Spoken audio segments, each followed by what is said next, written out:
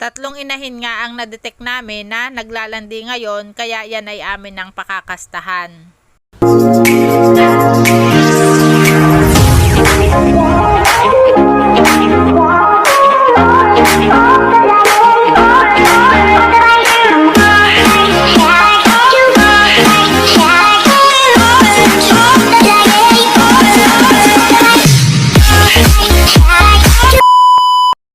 Importante mga ka-farmers na yung ating mga alagang inahin simula pa lamang doon sa farrowing ay nagagamot na natin doon sa kanilang mga BD. Dahil pagkatapos nga niyang iwalay doon sa kanyang mga biik ng 30 days old, mga 3 araw o 4 na araw, yan nga ay makakakita na tayo ng sinyalis na yan nga ay naglalandi para tama doon sa kanyang cycle. At ngayong araw nga kami ay nakakita ng 3 inahin na naglalandi. Kaya nga iyan ay aming pakakastahan na agad ngayon. Dahil kaya naman ng ating mga inahin yung mga barako na alaga namin dito, kaya ang gagawin namin na proseso diyan ay natural mating. At kapag natural mating nga ang ginagamit natin na proseso, yan nga ay expected ninyo na yung ating mga inahin ay magkakaroon ng backflow o yung may lumalabas after nilang makastahan na kulay puti, at yan nga ay yung may kasama pa na maliliit na bilog-bilog. Marami po akong nakikita at napapansin ng mga baguhan na nagtatanong nga po kung natural lamang daw po yung ganon. Ang normal lang po yan dun sa mga inahin natin na nakakastahan. At kahit naman po dun sa gumagamit ng AI,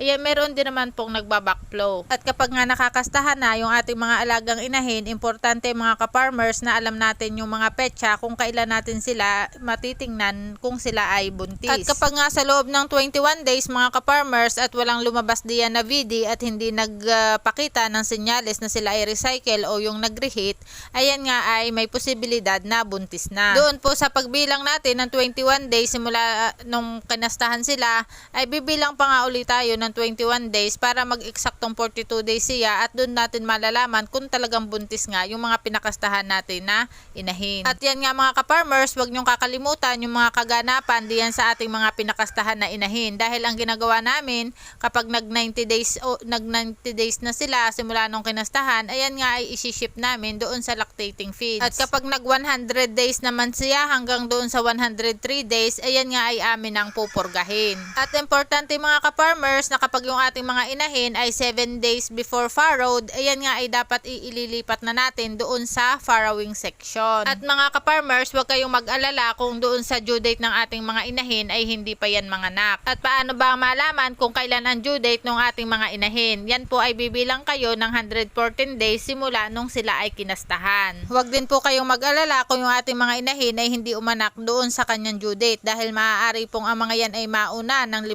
araw doon sa due date nila, at pwede din naman na mahuli na 5 araw. Ayan po yung sinasabi nila na negative 5 plus 5. Para naman po doon sa mga bakuna ng ating inahin na buntis, ang vet na po ang nagdidesisyon dyan.